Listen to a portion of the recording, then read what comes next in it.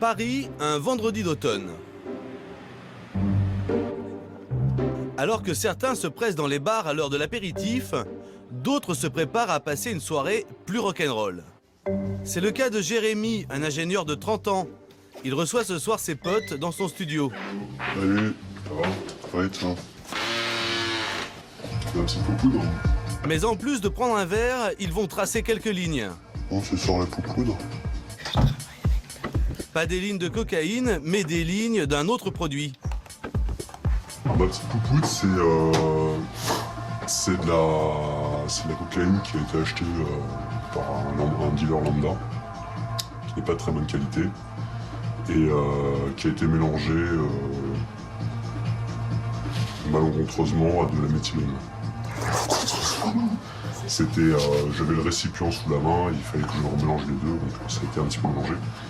Et il se trouve que la méthylone peut se sniffer également. La méthylone, un nom de formule chimique qui désigne une de ces nouvelles drogues de synthèse au succès dévastateur. Elle peut se prendre par le nez ou s'avaler.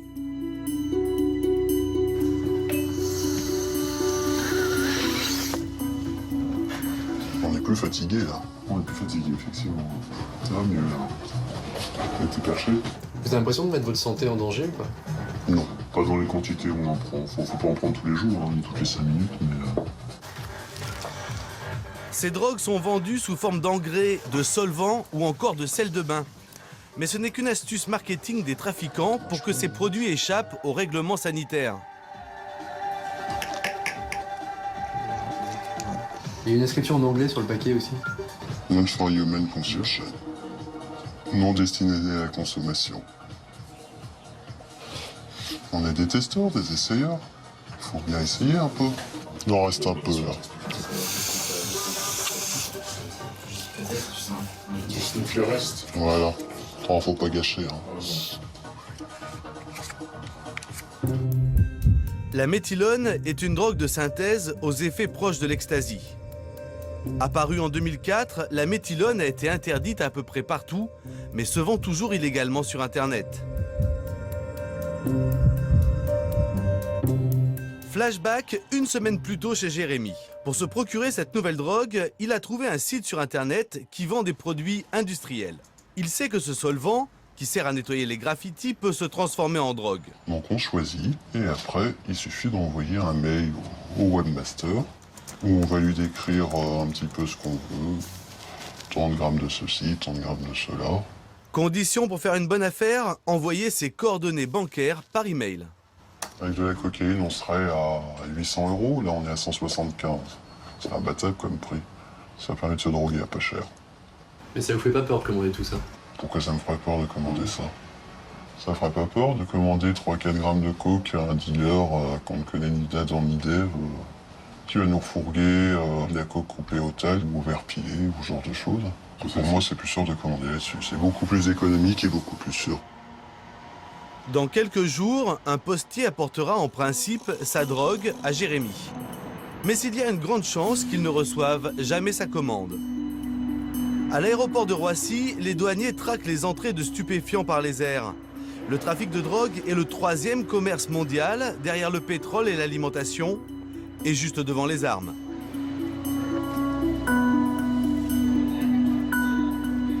Pour les douaniers, pas facile de repérer ces nouvelles drogues qui se dissimulent facilement dans les enveloppes. Ce matin, Michel Horn, secrétaire général des douanes de Roissy, vient vérifier quelles sortes de drogues ont été saisies à la poste de l'aéroport. Comme tous les jours, des dizaines de colis sont examinés. C'est quoi ça? Je pense que c'est de l'herbe. C'est de l'herbe, ouais, ça sent, hein? Ça sent bien, hein? Et ben voilà, gagné. Ah, il y a même des noms. De l'herbe dans un DVD, pas dur à trouver. Mais dans les colis, les douaniers découvrent de plus en plus souvent des produits presque inconnus. Ça, c'est de l'armine. C'est un produit qui ressemble à une espèce d'herbe. Ça aussi, c'est des drogues. Tout ça, c'est des drogues de synthèse. Et puis là, on a des produits. Vous voyez, on ne sait pas exactement ce que c'est. Ce qui est sûr, c'est que c'est des produits stupéfiants, mais bon, on va les envoyer au laboratoire pour avoir plus de certitude. Et là, il y a même l'explication, vous voyez, comment le faire, comment le prendre, comment le consommer. Un bad trip, stop, don't panic, relax and recover. Donc, C'est quoi? C'est une sélection de paquets que vous avez fait exprès pour nous ou c'est un jour comme non. Vous n'étiez pas prévu de venir ici. Alors vous voyez, c'est des quantités qui sont trouvées vraiment tous les jours. Des produits nombreux, distribués en petites quantités. Il semblerait que les dealers aient trouvé un bon système pour doubler les douaniers, même si ceux-ci restent vigilants. Au niveau national, nous avons constaté qu'il y avait une forte augmentation des drogues de synthèse. Nous avons multiplié dans certains domaines nos chiffres par 6, par 10, par 30. L'avantage pour les dealers, c'est que les commanditaires de ces envois, comme Jérémy, ne risquent pas grand-chose. Par rapport aux quantités que l'on recherche, ça ne va pas donner lieu à une enquête.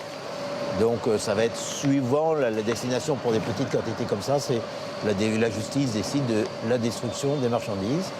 Et donc ces marchandises sont par la suite détruites. Et le destinataire, il risque quoi? Alors le destinataire, je vous dis, suivant les quantités, il risque surtout de ne pas recevoir son colis. En théorie, Jérémy risque pourtant 1 an de prison et 3 750 € d'amende. Se faire piquer sa commande en douane, c'est ennuyeux, mais pas mortel. Danser pendant des heures en étant le roi de la piste, c'est vraiment cool. Mais une trop forte augmentation de la température du corps ou une tachycardie bien sévère rendent la soirée moins sympa. On prend ces produits pour faire la fête, on prend ces produits pour se mettre high. Sauf que il y a une diminution très très importante de la conscience, il y a des troubles de la coordination physique. Les dommages avec toutes ces nouvelles drogues, c'est la question de l'intoxication. Nous sommes aux urgences de l'Hôtel Dieu. Comme tous les week-ends, les urgentistes soignent les accidents dus à l'alcool et de plus en plus souvent aux drogues. Bonjour monsieur, qu'est-ce que vous avez... Regardez-moi. Qu'est-ce que vous avez pris? De l'alcool? Cannabis? Shit ou herbe? Vous avez pris de la drogue ou quelque chose d'illégal? Ces nouvelles drogues de synthèse peuvent prendre les médecins au dépourvu. Ne bougez pas, ne parlez pas, juste une seconde. Le temps de faire un électrocardiogramme. Avec des nouvelles drogues qui arrivent, avec des produits qu'on ne connaissait pas, il y a parfois des symptômes qu'on ne connaissait pas. Donc au bout d'un cas, 2 cas, on arrive à apprendre et on apprend, j'allais dire, sur le tas avec ces nouvelles drogues de synthèse. Votre nom, c'est quoi, s'il vous plaît? D'accord, je vous vois tout de Donc c'est suite. cette demoiselle qui a été Suspicion état de d'ébriété, suspicion de Voilà. Mais sur quoi? Sur les témoins? Non, c'est sur cette diarrhée. Selon les pompiers. Une femme de 21 ans vient d'arriver. Les pompiers l'ont récupérée à la sortie d'une fête. Qu'est-ce que vous avez pris, mademoiselle? De l'alcool? Vous avez pris de l'alcool? Et puis quoi? Vous avez pris des drogues? Oui, un petit peu. Un petit peu. Et alors pourquoi vous êtes dans cet état? Parce que J'ai quoi? GHB. GHB? Ah, vous avez pris du GHB. Non. C'était à quelle heure, vous vous rappelez?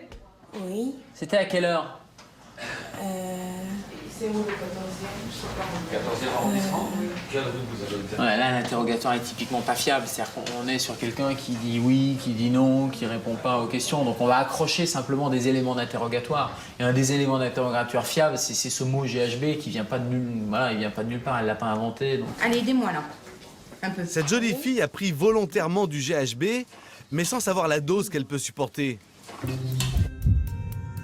En petite quantité, le GHB est un euphorisant. Mais à haute dose, il crée des trous de mémoire. La drogue du violeur, comme on l'appelle, était rajoutée en cachette dans des verres d'alcool dans les années 90, d'où sa très mauvaise réputation. Quels sont les risques avec du GHB? Les risques avec du GHB, les risques, c'est la perte de connaissance, le fait qu'elle ne soit pas consciente de ce qui se passe autour d'elle et qu'elle puisse... Généralement, les personnes qui prennent du GHB, c'est ce qu'on appelle la drogue du viol. Donc les risques, c'est associé à tout ça. C'est surtout le fait de perdre conscience, de ne pas avoir connaissance de son état et de faire n'importe quoi. Allez, essayez de vous réveiller un peu là. Ouais. Ouais, vous êtes fatigué? Le GHB et le GBL sont de la même famille. Ce sont des molécules très proches. Le GBL est un nettoyant pour jantes aluminium. Récemment interdit en France, on a pu en acheter légalement pendant plusieurs années.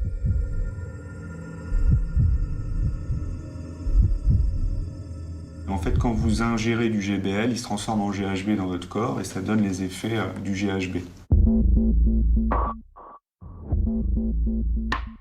Et il y a plein de complications liées au GBL, comme des complications cardiaques, des complications tensionnelles, des complications respiratoires. Ça peut aller même jusqu'au coma qu'on appelle le J-Hall. Ouvrez les yeux. Et le problème, c'est qu'ils font quasiment tous une surdose, ils perdent connaissance pendant quelques minutes. Et dans tous les services d'accueil et d'urgence, tous les samedis soirs, on a des intoxications qui peuvent parfois être vraiment sévères. Ils peuvent conduire à des comas prolongés et des comas compliqués.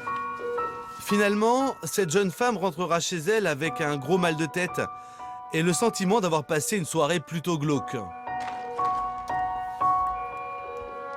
GHB, GBL, deux drogues similaires, deux formules différentes pour le même produit. Pendant plusieurs années, l'une était illégale quand l'autre ne l'était pas. L'industrie des drogues a tout intérêt à avoir un temps d'avance sur les polices des États. Ici, à l'Institut national de la police scientifique, les drogues saisies par les douanes françaises sont analysées pour les identifier avec certitude. Ici, nous sommes dans la salle qui sert au stockage des produits qui vont être analysés par la section stupéfiants. Nous recevons des affaires un peu de toute la France. Le quotidien de ce spécialiste, c'est de tester les drogues classiques. Cocaïne, héroïne, amphétamine, ecstasy ou encore cannabis. Ce qu'on appelle la plaquette de chocolat. Mais lorsqu'il reçoit des échantillons de drogues de synthèse encore inconnus, cet enquêteur doit d'abord découvrir ce que c'est. La problématique des drogues de synthèse, pour nous les laboratoires, c'est essentiellement la première confrontation avec cette nouvelle molécule. C'est-à-dire que quand on a pour la première fois une molécule, une nouvelle drogue de synthèse, ça va nous prendre un certain temps pour l'identifier. Ça peut être une journée ou ça peut être plusieurs semaines si vraiment on n'a aucune idée sur la substance qui est présente. Ce temps d'identification joue en faveur des trafiquants de drogue. Tant que la substance n'est pas analysée, elle n'est pas identifiée et donc pas interdite. Parmi ces drogues qui font fureur, de très nombreux dérivés de la catinone. Nous avons aujourd'hui, depuis un an ou deux, de nouvelles drogues de synthèse qu'on appelle les catinones substituées, qui sont en fait des molécules proches de la catinone qui est présente dans le cat. Le cat, c'est un produit végétal qui est consommé essentiellement sur la péninsule arabique et sur l'Afrique de l'Est, donc le Yémen, la Somalie, le Soudan, qui sont des pays qui consomment ce produit de façon quotidienne pour certaines personnes, alors qu'en France, c'est un produit classé stupéfiant, donc qui est interdit. Donc les chimistes ont modifié cette molécule, donc qui est une molécule naturelle au départ, de manière à produire de nouvelles classes de drogues avec de nouveaux effets, comme la méphédrone. À partir de ce socle commun qu'est la catinone, les trafiquants ont donné naissance à de nombreuses petites sœurs de synthèse. Avec une composition chimique proche, mais un peu différente, ces drogues ont changé de nom, d'effet et surtout de classification légale. Les dangers pour toutes les catinones synthétiques, c'est à peu près les mêmes. C'est des troubles cardiaques, des troubles respiratoires, des troubles digestifs, des maux de tête, des comas. Ça, c'est sur le plan de la santé physique et sur le plan psychiatrique, il y a des risques de dépression, de tentatives de suicide et d'épisodes délirants et de bad trip. Au sein de cette famille de dérivés de la catinone, la plus tristement célèbre de toutes est la méphédrone. La méphédrone, il y a eu l'année dernière un engouement absolument majeur en France et dans le milieu parisien. On en trouve sur Internet dès 2007. À l'époque, la méphédrone est vendue comme engrais. C'est un peu le post-ecstasy. Il a aussi des effets psychostimulants qui se rapprochent de celui de la cocaïne. C'est de l'euphorie, c'est du bien-être, c'est un sentiment de toute puissance et puis un contact social facile. En gros, c'est j'aime tout le monde et tout le monde m'aime et c'est très bien et je plane. Et dans une deuxième phase, qui est une phase de descente, on trouve des situations qui sont quand même très angoissantes. le fait d'avoir très mal à la tête, et d'avoir une impression très curieuse d'avoir des décharges électriques dans le cerveau, hein, ce qu'on appelle le brain zapping. Le cerveau tombe à un moment, il y a une espèce de coupure comme ça, une coupure de la conscience qui dure quelques minutes. Et c'est, en règle générale, très angoissant, et ça peut durer plusieurs jours, hein, jusqu'à un véritable syndrome dépressif au bout de 3-4 jours, quand on vit des choses aussi difficiles. Mais pour les clubbers anglais, qu'importent les conséquences. Le sentiment de bonheur généré par la méphédrone est tellement fort que son succès est foudroyant. En 2009, elle devient la 4e drogue consommée en Angleterre, juste derrière le cannabis, la cocaïne et l'ecstasy. Pourtant, début 2010, le gouvernement anglais l'interdit.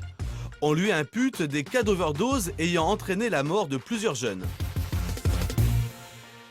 L'Angleterre a pris un certain nombre de mesures interdisant cette substance.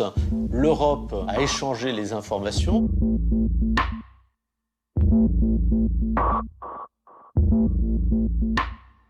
Et c'est à la suite de cet échange que la France a décidé d'analyser les conséquences de la consommation de ce produit et a décidé ensuite, très peu de temps après les Anglais, de classer comme produit stupéfiant la méphédrone.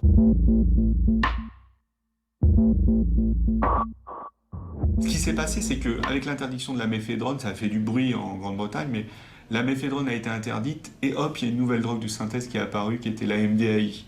Donc comme ça, il y a une espèce de marketing sauvage sur Internet par ces labos clandestins. Facile, les trafiquants n'ont qu'à changer une seule des lignes de la formule chimique pour créer une toute nouvelle drogue. Londres, la ville d'Europe où l'on consomme le plus de drogue pour faire la fête. Et même si la méphédrone a été interdite en 2010, on en trouve encore à tous les coins de rue. Dans le quartier de Camden, il suffit de rentrer dans le premier magasin venu pour trouver toutes sortes de drogues, dont de la méphédrone. Je veux des party pills pour faire la fête. Ah oui, j'en ai des très bonnes. De la pipérazine, ce sont des pilules? Ouais, c'est très très bien. C'est quoi les effets? Est-ce que je vais rire? J'ai besoin de rire. Ah ouais, c'est très fort, tu vas bien t'amuser. Ok. C'est combien? 20 livres. 20 livres? Est-ce que c'est dangereux? Non. Et vous avez de la méphédrone? Ouais, j'en ai aussi. Combien ça coûte ça? Celui-ci, c'est 30 livres et je te le fais à 20. 20 livres? Ok. Pour moins de 30 €, on peut donc acheter 1 gramme de méphédrone et quelques pilules au centre de Londres. Et vous êtes sûr, hein? J'aurai pas de problème? Non, il n'y a pas de problème. Vous n'aurez pas de mauvais délire. À quelques rues de là, un quartier résidentiel et huppé de Londres. Cet après-midi, comme toutes les semaines depuis 6 mois, Vicky et Marion se retrouvent.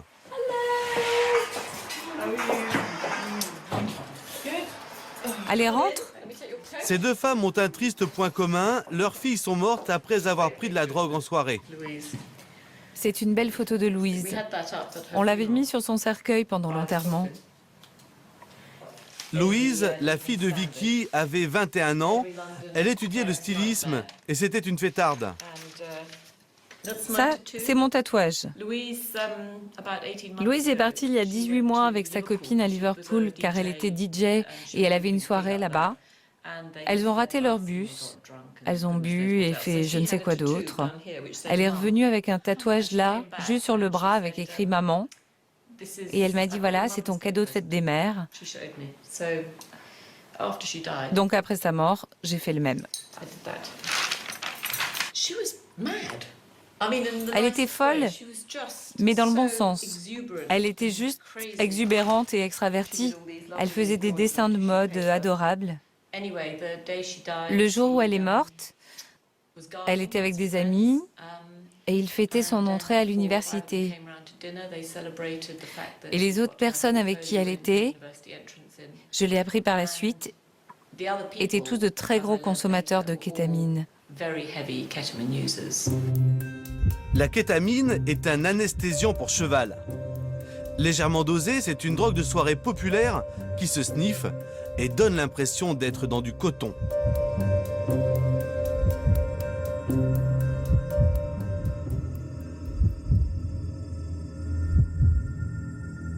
Ça peut être un effet hallucinogène, ça peut être un effet relaxant, ça peut être un effet contre l'angoisse.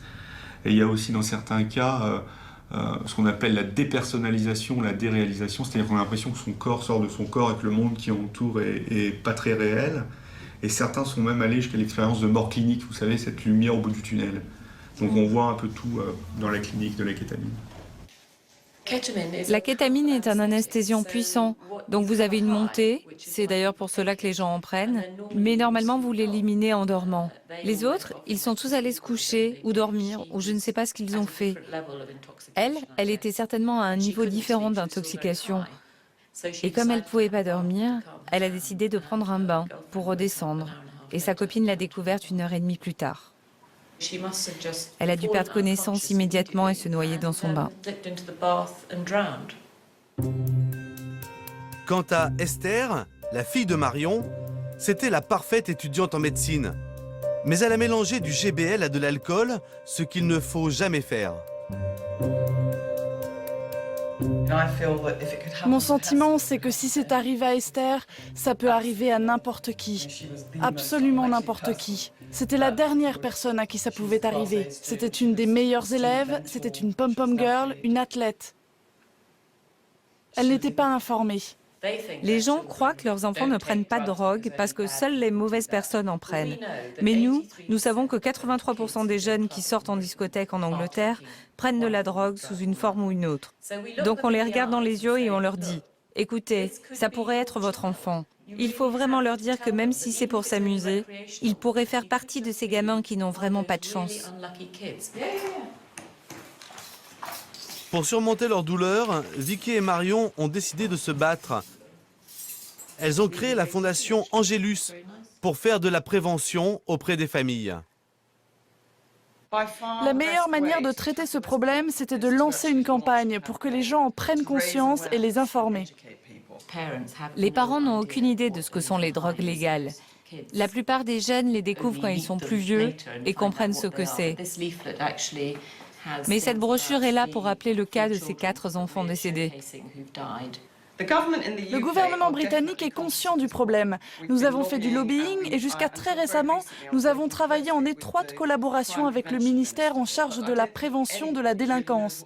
Mais je pense que personne ne sait réellement quoi faire, parce que c'est un problème complexe. Il n'y a pas uniquement la drogue, il y a aussi des concours de beuverie. Et si derrière le problème de ces nouvelles drogues de synthèse se cachait en fait une question plus vaste et plus profonde sur les nouveaux modes de vie de la jeunesse, un peu partout dans le monde. Qu'est-ce qui intéresse les adolescents quand ils boivent? C'est plus l'euphorie, c'est le binge drinking, c'est l'ivresse instantanée, c'est l'ivresse forte.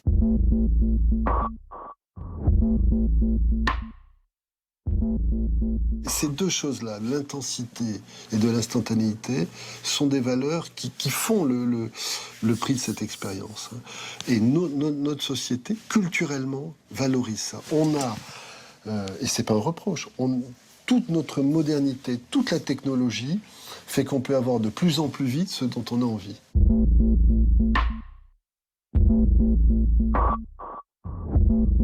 C'est ce qui explique d'ailleurs qu'aujourd'hui, les conduites addictives ne se résument pas à des jeunes qui y rentrent par la psychopathologie, mais concernent maintenant des personnes qui y rentrent par une attractivité culturelle, parce qu'ils cherchent ce sentiment hédoniste, ils cherchent ce sentiment de plénitude, parce qu'il est devenu une espèce de culture de base.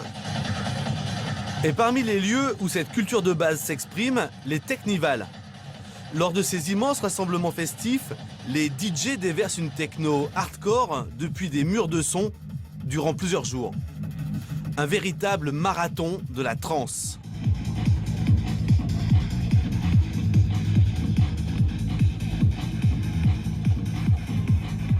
Et bien sûr, qui retrouvons-nous? Jérémy. Il est venu avec toute sa bande pour faire la fête et surtout pour tester de nouveaux produits. Sans plus trop ces gens. T'en as encore un peu sur le nez là, je vois. Et ce matin, après plusieurs jours de fête, c'est du grand n'importe quoi. Alors, il y a la kétamine, Un peu de speed, pas trop, pas mal de coke et pas mal de LSD. Voilà. Vous venez me toper avec ma petite femme qui est plutôt patraque, avec la MD justement. Qu'est-ce que vous prenez, vous? Toutes les drogues qui... Oui, c'est un peu tout. Ouais, toutes les drogues. C'est quoi, là? Moi, je perso, je kiffe bien le trip, la coke, et LSD, les cartons. Vous en prenez depuis combien de temps? Hein? Vous en prenez depuis combien de temps? Depuis longtemps, depuis 35 ans. Le Technival n'existait pas. 35 ans. Si certains continuent à s'éclater, d'autres accusent en revanche une grosse fatigue.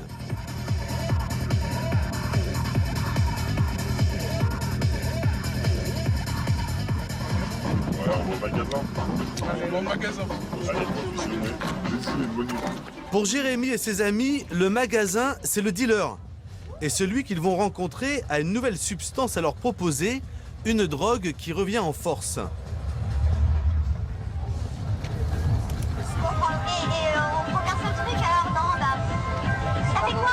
CB? Ouais.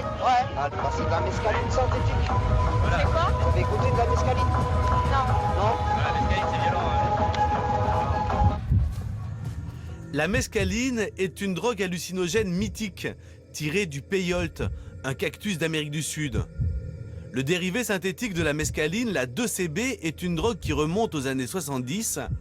La 2CB fait actuellement un retour remarqué.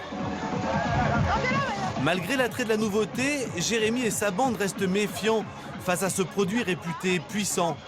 Le dealer sort alors un argument commercial imparable. Avant, c'est une multiplication de drogue aussi. Ça veut dire, si tu prends de la clé, c'est français. Ah ouais. Je te laisse voir, tu vois ce que je veux dire? Non, on prend de la CB, on prend de la MD alors. Ouais, on prend tout comme ça, et on va pareil. C'est bien pour en dire. Les deux produits, tu vas péter un câble. Ah ouais, ok. C'est écrit dessus. 80 € pour un gramme de MDMA et de 2CB. Pas sûr que ce soit une bonne affaire. Pendant leur séjour, Jérémy et ses amis auront pris 8 sortes de drogues différentes. C'est cette consommation multiple qui inquiète.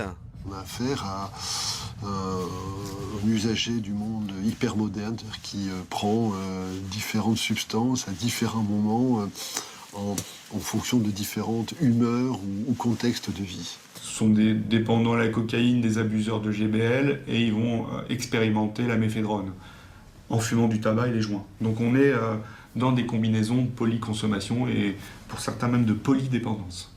On est vraiment dans l'ère, dans la mode de la polyconsommation. Un produit pour accentuer les effets d'un autre produit, pour diminuer les effets de descente d'encore un autre produit, etc., etc. C'est une vraie chimie. Les apprentis chimistes.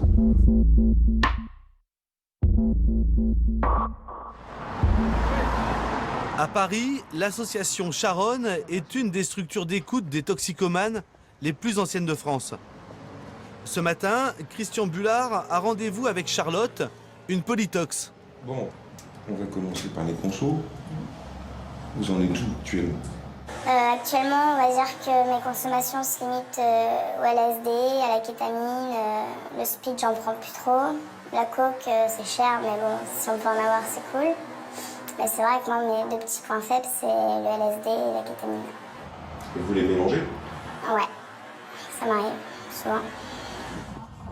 Charlotte, 20 ans, a commencé à prendre des drogues dans des raves.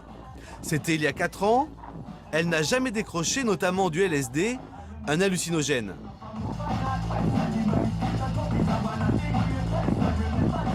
Quand je vais en free, je me retrouve devant 10 kilos de son avec une musique que j'adore, sous LSD.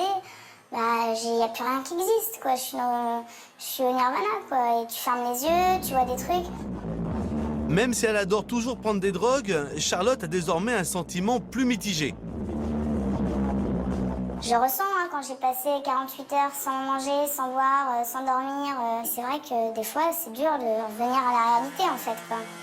De recommencer une semaine et de se dire que, bon, il faut avoir le sourire, il faut aimer la vie. Alors que tu as passé un week-end à rigoler, à voir des trucs de ouf, tout est tellement fat quand tu reviens à la vie réelle, en fait, c'est... Et dans les produits que vous consommez, lequel est le plus, entre guillemets, dangereux? Je dirais peut-être le LSD parce que c'est une drogue qui fait aller tellement loin et qui fait tellement voyager que quand on vient à la réalité, c'est ça qui est assez dur. Après, sur le physique, tout ce qui est amphétamine pour les dents, même la kétamine pour les voies respiratoires, tout ça, c'est... Je pense qu'il n'y en a aucune qui est meilleure ou pire que les autres parce qu'elles font toutes du mal quelque part en fait. Après, ça dépend où on voit la priorité. C'est une connerie de jeunesse. J'aurais jamais dû y toucher, c'est tout. J'aurais jamais dû être naïve, j'aurais jamais dû vouloir faire comme les autres. Moi, sans ça, c'est vrai que je serais super stressée, je serais super machin. Mais bon, je ferais aussi beaucoup plus de choses de ma vie. Je me lèverais plus tôt le matin, je serais moins fatiguée, je serais moins tête en l'air. Voilà, il y a plein de trucs, mais c'est vrai que je me sens un peu, des fois, même si je sais que je gère, je me sens un peu trop prisonnière de ça, justement. Polydépendante, Charlotte veut sortir de ce qu'elle commence à ressentir comme étant une impasse. On se voit samedi. Ouais, on se voit samedi, c'est sûr. Merci. Merci à vous. À Paris, Charlotte a la chance de s'appuyer sur des structures d'écoute. Mais dans d'autres pays, la situation est plus tendue.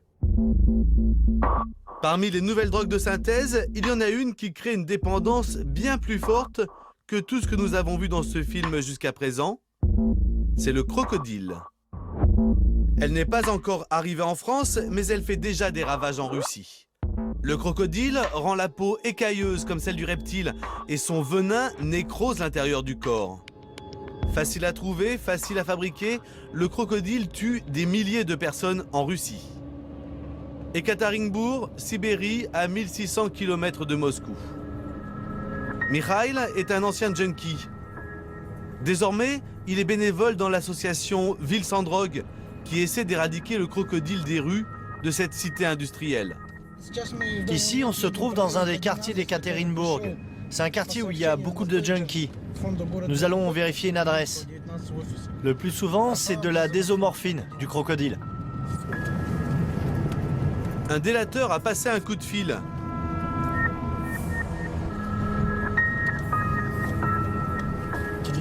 Je pense que c'est par là. Mais nous sommes au 37 et on cherche le 41. Quelque part dans ces barres d'immeubles, l'informateur a senti l'odeur écœurante de la préparation du crocodile. Pour prouver la gravité du problème aux autorités, Mikhail filme tout ce qu'il voit. Dites-moi ce que vous avez remarqué. Vous avez senti des odeurs? Oui, je suis gênée par l'odeur, ça sent l'acétone et l'iode. Il y a aussi des allées et venues de groupes de junkies. En plus, ils jettent les seringues et toutes leurs saloperies dans les parties communes, juste là où nous lavons la vaisselle. Il y a des seringues qui traînent partout avec du sang. Appelé par Mikhail, la police arrive 15 minutes plus tard. C'est cette porte-là? Pour pouvoir entrer, une complice va tendre un piège grossier.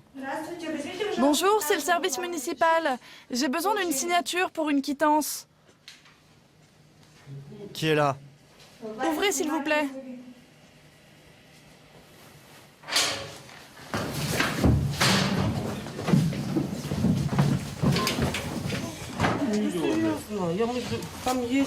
L'appartement est un taudis où la saleté l'emporte sur le délabrement. Les 4 personnes sont tétanisées. Toutes savent qu'elles risquent la prison. Ils étaient en train de se piquer quand on est arrivé. C'est ça les seringues avec lesquelles ils se shootent. Voilà la drogue. Alors quand tu te piques, tu pleures pas? C'est quand on te chope que tu commences à penser à tes enfants. Non, pourquoi? Revenu lui-même de l'enfer de la drogue, Mikhail n'est pas tendre avec les 4 junkies. L'interrogatoire qu'il filme pour le compte de l'association est brutal. À cause du crocodile, le mari de cette pauvre femme de 32 ans est mort dans cet appartement même la nuit précédente. Tu sais que tu vas en crever du crocodile. Tout comme ton compagnon. Tu le sais, non? Tu le sais ou tu le sais pas qu'on crève du crocodile en moins de 2 ans?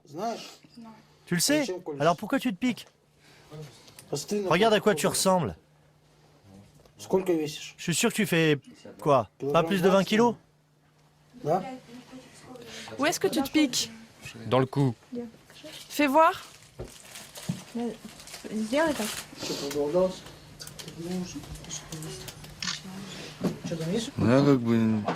Moi, c'est comme ça de temps en temps. Je sais pas pourquoi je prends du crocodile. Ça fait pas un effet très longtemps. On peut recommencer souvent parce que le crocodile ne coûte pas cher. On n'a même pas le temps de penser aux saloperies qu'il y a dedans. Tout le monde meurt. Personne ne reste en vie. Mais quel est ce venin mortel? À côté des seringues, une tablette de codéine, un médicament antidouleur qui contient de la morphine, mais aussi des bouteilles de plastique qui sentent l'essence. C'est avec ça qu'ils fabriquent le crocodile. Après la première injection de cette drogue, l'espérance de vie est d'environ 2 ans. En fait, le corps ne peut pas évacuer la drogue. Le produit reste dans le sang et l'organisme commence à pourrir de l'intérieur. Il se décompose. On l'appelle le crocodile parce qu'il nous dévore de l'intérieur. Accros, ils connaissent les risques mais ne peuvent décrocher. Ils vont tous les 4 être placés en garde à vue. La propriétaire de l'appartement, considérée comme étant le receleur, risque 2 ans de prison.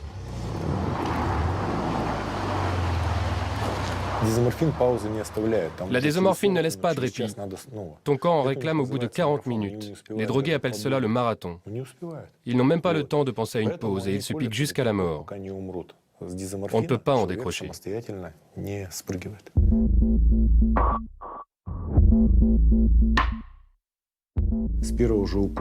Avec la première injection, le système immunitaire est bousillé et on peut mourir de n'importe quoi.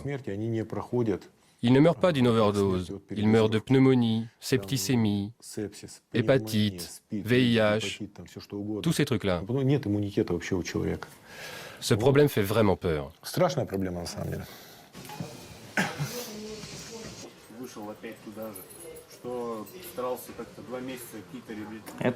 Ça, c'est des marques à cause du crocodile. Ça fait 2 mois que ça ne guérit pas. C'était encore plus gros avant. Là, ça commence à aller mieux. Je me piquais à cet endroit. Je me suis fait un fixe. Ça s'est infecté.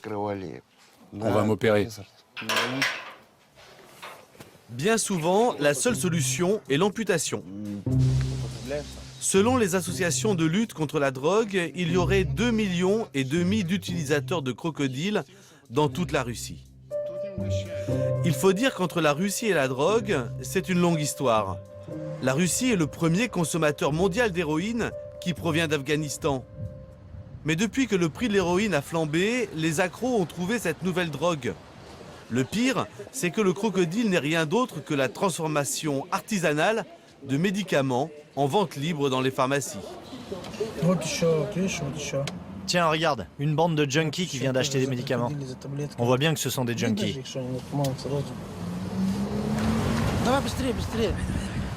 Ce qui révolte Mirail, c'est que certains pharmaciens sans scrupules n'hésitent pas à vendre le kit complet de fabrication du crocodile en toute connaissance de cause. Pourquoi vous enfreignez les directives du ministère de la Santé relatives à la vente de codéine? Vous pouvez me le dire? Pas de commentaire. Vous connaissez la loi. Alors pourquoi vous venez de vendre 3 boîtes à ce monsieur? Je ne vais pas surveiller tout le monde. Vous savez pourquoi ils achètent ces médicaments? Non. Mais si, vous le savez parfaitement. Reprenez vos médicaments, les seringues et l'iode. Ils savent que les jeunes se tuent avec ça. Ils le font exprès de le vendre. Ce sont des assassins. Et si votre enfant s'était rendu en pharmacie et s'était procuré des médicaments, comment auriez-vous réagi? Quel est le rapport avec mes enfants? Je n'enfreins pas la loi. Bon, promettez-moi d'être plus vigilante la prochaine fois. On pourrait faire fermer votre pharmacie, hein. Au revoir. Des menaces en l'air. Mirail n'a aucun moyen légal pour empêcher la pharmacienne de vendre de la codéine sans ordonnance. La décision relève du gouvernement qui traînerait des pieds. L'industrie pharmaceutique fait tout pour produire et vendre un maximum de produits à base de codéine avant que la loi ne change. Le Premier ministre actuel pourrait résoudre ce problème en un seul coup de fil. Juste un coup de fil. En attendant une hypothétique interdiction, le crocodile continue de faire des ravages en Russie. Un homme a accepté de nous montrer comment il fabrique cette nouvelle drogue chez lui.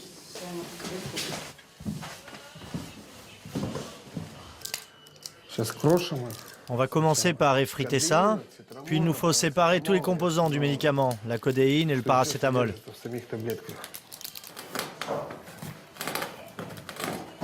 Comme un apprenti sorcier moderne, après avoir broyé les médicaments qu'il vient d'acheter en pharmacie, Iya rajoute de l'essence. Vous avez bien entendu, de l'essence. On va aller chauffer ça dans la cuisine. Et on attend un peu, le benzène chauffe assez vite. Quand le benzène sera bien chaud, on secouera pendant 7 minutes. Tu connais les dangers du croco? Oui, je sais ce que ça fait. Les gens commencent à pourrir de l'intérieur, ça attaque le foie, les reins, ça cause des problèmes de pression artérielle. Puis je crois qu'à la fin, ça attaque le cœur.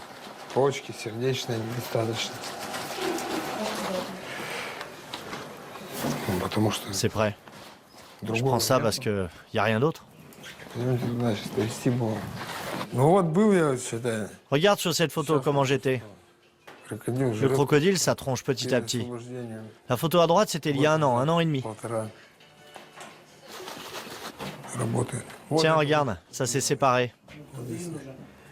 La partie blanche, sous l'essence, c'est le résidu de codéine.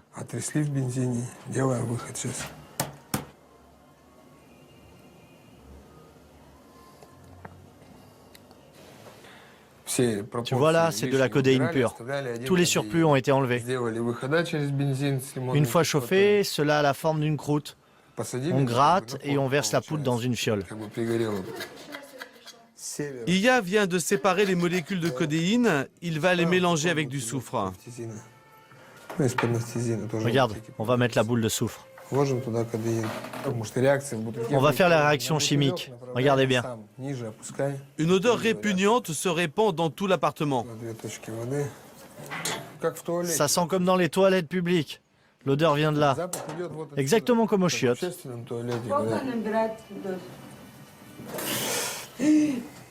Fais chier, je suis dégoûté, ça a débordé.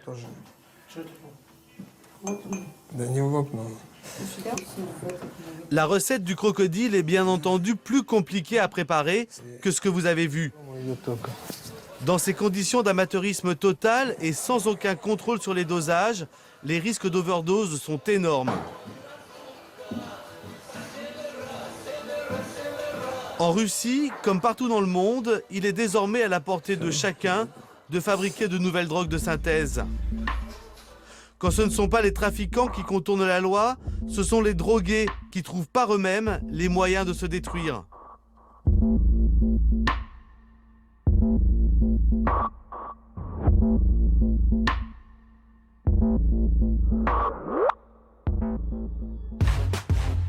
De l'autre côté de la Terre, en Nouvelle-Zélande, une solution différente semble se profiler.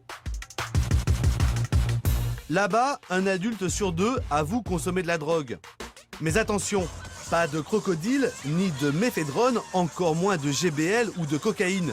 Mais ce qu'ils appellent des legal highs, c'est-à-dire des pilules complètement légales. Et ces pilules sont en vente dans des magasins ouverts à tous.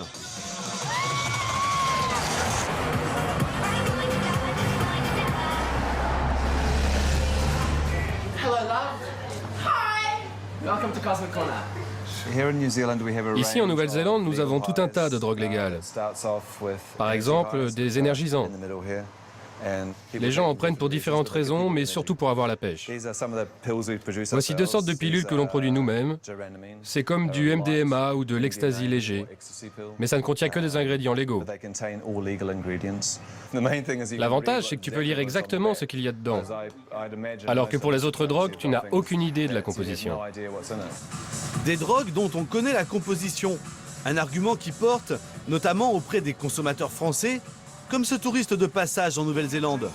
Si tu bois, prends du Nirvana.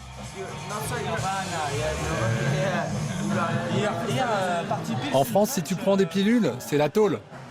Et si tu étais président, tu légaliserais? Mais bien sûr. Chacun a le droit de faire ce qu'il veut, bordel. Moi, j'ai eu l'occasion d'essayer un peu ce qui se faisait en Nouvelle-Zélande et les formules ne sont pas cachées. Et en France, qu'est-ce qui se passe? En France, c'est une question de business. Donc la personne, elle va prendre des extasies, elle va l'acheter à un certain prix, elle va essayer de le couper, elle va en acheter de mauvaise qualité qui sont blindées de conneries. Et le jeune, il a envie de faire la fête. Donc de toute façon, à un moment donné, il va pas réfléchir à... il va pas avoir un labo de toute façon pour tester les produits. Donc il va avoir envie d'y aller, il y va, il le fait. Et c'est tout. Donc au moins là, ça a l'avantage d'être clair. Même si je garantis pas que ça soit 100% bon pour la santé, chacun fait ce qu'il veut, quoi. L'inventeur des drogues légales, c'est ce rocker qui se prend pour David Bowie, Matt Bodden. Dans ses clips, il se voit en sauveur de l'humanité. Il prétend aussi avoir sauvé la Nouvelle-Zélande du fléau de la crystal meth il y a 10 ans.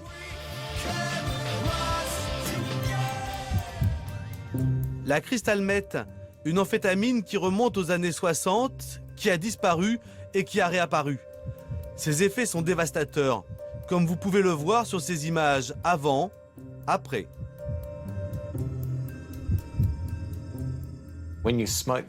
Fumer de la crystal meth, c'est quelque chose de très addictif et ça rend les gens psychotiques. Par exemple, on a vu dans une boîte de nuit 2 amoureux qui, après en avoir pris, ont commencé à se disputer et à se taper dessus. De plus en plus de gens sont devenus accros à cette drogue. Ils perdaient leurs emplois et comme le prix de la crystal meth augmentait sans cesse, ils perdaient aussi leur maison et tout ce qu'ils possédaient.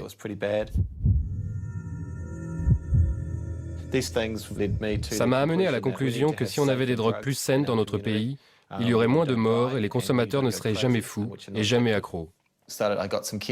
Donc j'ai demandé à des chimistes de fabriquer une drogue qui pourrait remplacer le crystal meth et qui n'entraînerait pas de dépendance et ne ferait pas de dommages au cerveau et aurait très peu de chances de causer des morts par overdose. Et ces Party Pills ont rencontré un énorme succès. En 8 ans, plus de 26 millions de Party Pills auraient été vendus sans aucun mort recensé. Ok, on pourrait avoir celle à $30? Tu veux celle où il y a les 4 pilules dans le paquet? Qu'est-ce que vous avez acheté? On a acheté des pilules 4XS et des Party Poo. Elles sont très bien pour faire la fête. Quand je suis sobre, je n'arrive pas à parler aux filles. Avec ça, ça t'aide à le faire. C'est quoi ça? Je le prends par le nez? Hey, je peux le sniffer? Non, ça doit brûler le nez, hein. Drogue légale.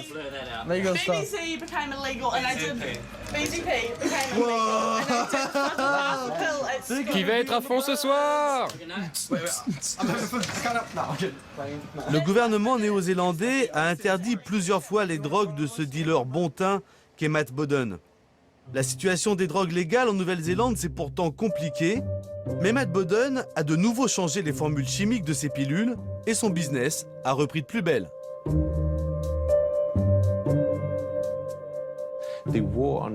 La guerre contre la drogue ne peut pas durer.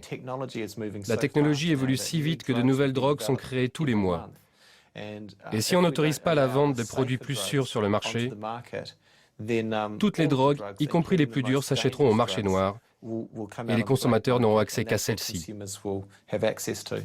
Moi, je crois qu'il faut changer notre logiciel de prévention parce qu'il est plus adapté à la réalité. Parce qu'on voit bien avec ces nouvelles drogues comment il y a une accessibilité majeure des produits qui passent complètement sous le contrôle de qui que ce soit. La difficulté qu'on a en France, c'est de sortir d'une vision un peu idéologique et d'accepter de regarder la totalité du champ des problèmes posés par les addictions. Moi je vais avoir un discours qui, pour un médecin, tant pis, va être très économique. C'est hallucinant de voir l'argent qu'on perd à ne pas faire un contrôle d'État de la vente du cannabis, de la cocaïne et de l'héroïne. L'État récupérerait un argent important, qu'il faudrait d'ailleurs, bien évidemment, investir immédiatement dans les stratégies de prévention, les stratégies de réduction de risque et les stratégies de traitement des sujets qui en deviennent dépendants. Même si pour certains, la fête est plus drôle avec des drogues, leurs effets néfastes ne se limitent pas aux problèmes physiques, aux bad trips ou aux redescentes douloureuses. La drogue altère notre jugement et ce n'est souvent qu'une rustine qui évite de se confronter aux vrais problèmes. Face à cette industrie puissante, imaginative et en plein essor, les politiques publiques devraient faire le constat de leur échec. Ces nouvelles drogues, avec leur nouveau mode de production et de distribution, sont en train de changer durablement la donne. Un peu partout dans le monde, des voix demandent l'ouverture d'un débat et une nouvelle approche sur la question de la drogue. Et aucune société moderne ne devrait en faire l'économie.